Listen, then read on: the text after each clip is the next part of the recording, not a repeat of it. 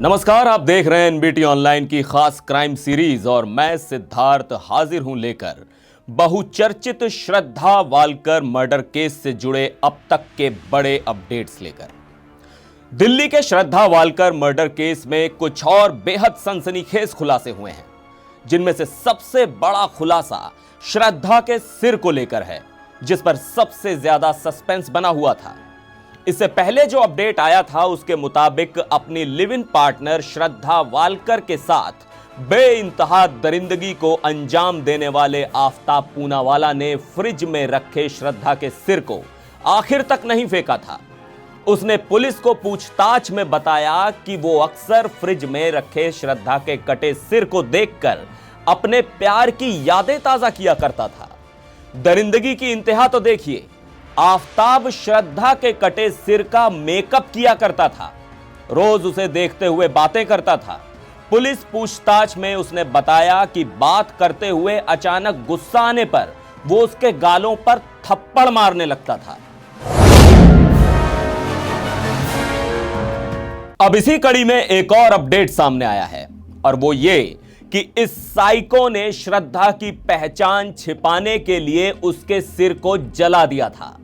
आफताब ने श्रद्धा का गला घोंटने के बाद उसकी लाश के 35 टुकड़े कर दिए थे, लेकिन वो सिर के साथ काटपीट नहीं कर पाया था। इसलिए उसने श्रद्धा के सिर को इस तरह जला दिया कि अगर उसके शरीर के बाकी हिस्से मिल भी जाएं, तो भी ये पता ना चल पाए कि ये टुकड़े किसकी लाश के हैं। इस दरिंदे ने पुलिस के सामने खुलासा किया कि श्रद्धा को मारने के बाद उसने जो कुछ भी किया उन सब के बारे में उसने इंटरनेट से सीखा था। साथ ही उसने यह भी सीखा कि लाश को ठिकाने कैसे लगाएं। दरिंदगी की इस खूनी दास्तान में आफताब ने और क्या क्या खुलासे किए बताऊंगा आगे।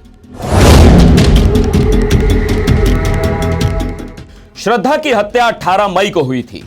इस वारदात के तकरीबन एक महीने बाद यानी जून में पूर्वी दिल्ली पुलिस को पांडव नगर थाना क्षेत्र के त्रिलोकपुरी इलाके में एक कटा हुआ सिर और हाथ मिला था। शरीर के ये अंग इतने ज्यादा डैमेज थे कि उस वक्त पुलिस के लिए यह पता लगा पाना मुश्किल था कि ये किसके हैं। श्रद्धा की हत्या का मामला सामने आने से ये एक बड़ी लीड हो सकती है, इसलिए पूर्वी दिल्ली में मिले सिर और हाथ को डीएनए टेस्ट के लिए भेज दिया गया है, जिसकी फॉरेंसिक रिपोर्ट जल्द ही आ जाएगी। इसके अलावा महरौली के जंगलों में मिली हड्डियों को भी डीएनए जांच के लिए भेजा गया है। पुलिस इन दोनों जगहों पर मिले अंगों के टुकड़ों की डीएनए रिपोर्ट का मिलान करेगी, जिससे यह जाहिर हो जाएगा कि जून में त्रिलोकपुरी में मिला सिर श्रद्धा का है या किसी और का। और अगर यह कटा सिर श्रद्धा का हुआ तो आफताब पर सजा का फंदा कसने में ज्यादा समय नहीं लगेगा। पुलिस की पूछताछ में आफताब ने कई और चौंकाने वाले खुलासे किए हैं। आफताब ने पुलिस को बताया कि श्रद्धा की हत्या कर उसके शरीर के 35 टुकड़े करने के बाद उसने पहले शरीर के उन हिस्सों को ठिकाने लगा दिया था जिनसे तेजी से बदबू आ सकती थी। इतना ही नहीं, एविडेंस डिस्ट्रॉय करने के लिए आफताब ने ब्लीच का इस्तेमाल किया। साथ ही उसने केमिकल्स की मदद से फर्श को साफ किया ताकि खून का एक भी धब्बा बाकी ना रहे। पुलिस की रिमांड में पूछताछ के दौरान आफताब के चेहरे पर किसी तरह की कोई शिकन, कोई पछतावा नहीं नजर आ रहा था। इतना ही नहीं, उसकी रंगबाजी तो इस लेवल की है, जब पुलिस अधिकारी उससे हिंदी में बात करते हैं या सवाल पूछते हैं तो वो जवाब इंग्लिश में देता है। लॉकअप में पूरी रात चैन की नींद लेता है। श्रद्धा की हत्या के बाद ऐसा नहीं था कि कोई उसके घर आता जाता नहीं था। इस खौफनाक वारदात के बाद आफताब के दोस्त उसके घर आए थे, लेकिन उनके आने पर वो शरीर के टुकड़ों को कहीं और छिपा देता था। इस बीच दिल्ली पुलिस को श्रद्धा हत्याकांड की जांच में एक और नया सुराग भी मिला है। दिल्ली सरकार 20,000 लीटर पानी फ्री में मुहैया कराती है, जो कि दिल्ली में रहने वाले एक छोटे परिवार के लिए महीने भर बहुत आराम से चलता है।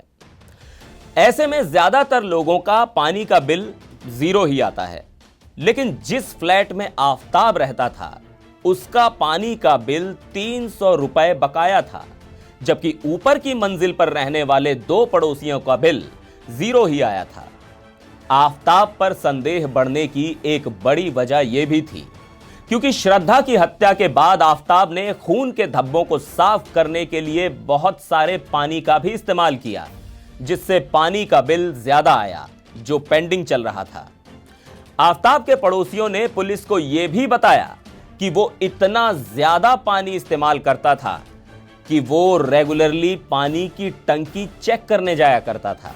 इस बीच कुछ और बातों का भी खुलासा हुआ। मसलन फ्लैट किराए पर लेते वक्त जो रेंट एग्रीमेंट हुआ था उसमें आफताब ने श्रद्धा का नाम पहले और आखिरी में खुद का नाम लिखा था। फ्लैट के मालिक को पता था कि आफताब और श्रद्धा मैरिड कपल नहीं हैं। उन्हें यह फ्लैट एक ब्रोकर के थ्रू मिला था।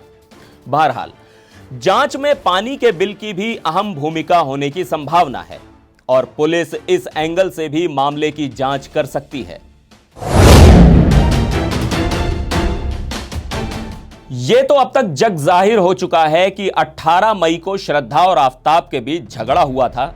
इसके बाद आफताब ने श्रद्धा का गला घोंटकर उसकी हत्या कर दी थी। लेकिन ऐसा नहीं था कि दोनों के बीच पहली बार झगड़ा हुआ था। दोनों के बीच 3 साल से ऐसे झगड़े चल रहे थे। आफताब ने पुलिस को बताया कि उस दिन दोनों के बीच मुंबई से घर का सामान शिफ्ट करने को लेकर झगड़ा हुआ था। दोनों के बीच अक्सर इस बात पर लड़ाई होती थी कि घर का खर्चा कौन चलाएगा और मुंबई से सामान कौन लाएगा। उस दिन भी लड़ाई का मेन पॉइंट यही बातें थी। 18 मई को रात के करीब 8 बजे थे जब दोनों के बीच ये आपसी कलह शुरू हुई। इसके बाद आफताब काफी भड़क गया और अपने वहशी पने में उसने श्रद्धा का गला दबाकर हत्या कर दी। फिर उसने रात भर श्रद्धा की लाश को कमरे में रखा और अगले दिन चाकू और रेफ्रिजरेटर खरीदने गया। श्रद्धा के पिता की शिकायत के बाद मामले की जांच शुरू हुई। जांच की शुरुआत में आफताब ने दिल्ली और मुंबई पुलिस दोनों को बेवकूफ बनाने की पूरी कोशिश की, लेकिन अपने शातिरपने में आफताब शायद यह भूल गया था कि कानून के हाथ बहुत लंबे होते हैं। कहते हैं ना कि अपराधी कितना ही शातिर क्यों ना हो, कोई ना कोई सुराग छोड़ ही जाता है। आफताब ने फिजिकल एविडेंसेस मिटाकर श्रद्धा के मर्डर को छिपाने की पूरी कोशिश की थी, लेकिन वो कुछ सबूतों को मिटाना भूल गया और वो थे डिजिटल एविडेंसेस। पुलिस ने मामले की सच्चाई तक पहुंचने के लिए उन्हीं डिजिटल एविडेंसेस को ट्रेस किया। जब दिल्ली पुलिस ने जांच शुरू की तो आफताब ने पुलिस को बताया था कि श्रद्धा 22 मई को झगड़े के बाद घर से निकली थी, जबकि श्रद्धा की हत्या तो वो 18 मई को ही कर चुका था। उसने पुलिस को यह कहकर बरगलाने की कोशिश की कि श्रद्धा ने 22 मई को झगड़े के बाद घर से निकलते वक्त केवल अपना फोन अपने पास रखा था और अपना सामान फ्लैट में छोड़ गई थी। फिर उसने यहां तक दावा किया कि उसका मोबाइल नॉट रीचेबल था और उसके बाद से वो उससे कांटेक्ट नहीं कर पाया था। लेकिन सच्चाई तब सामने आई जब पुलिस ने श्रद्धा और आफताब के फोन कॉल रिकॉर्ड्स चेक किए और उनकी लोकेशन की जांच की। इस मामले में पुलिस को सबसे बड़ा ब्रेक थ्रू तब मिला जब पुलिस को दोनों के बैंक अकाउंट की स्टेटमेंट मिली। इसमें एक ट्रांजैक्शन 54,000 रुपए का था। यह रकम श्रद्धा के नेट बैंकिंग ऐप से आफताब के अकाउंट में ट्रांसफर की गई थी और इसी ट्रांजैक्शन ने आफताब के झूठ को बेनकाब कर दिया। और वो झूठ था 22 मई के बाद से श्रद्धा का नॉट रीचेबल होना और तब से उससे कोई कांटेक्ट ना हो पाना। 26 मई को हुए बैंक ट्रांसफर की लोकेशन महरौली थाना क्षेत्र निकली। इसके अलावा 31 मई को श्रद्धा के इंस्टाग्राम अकाउंट से उसकी दोस्त के साथ चैट हुई थी। पुलिस ने श्रद्धा के फोन की लोकेशन पता की तो वो भी दिल्ली के महरौली थाना क्षेत्र की ही निकली।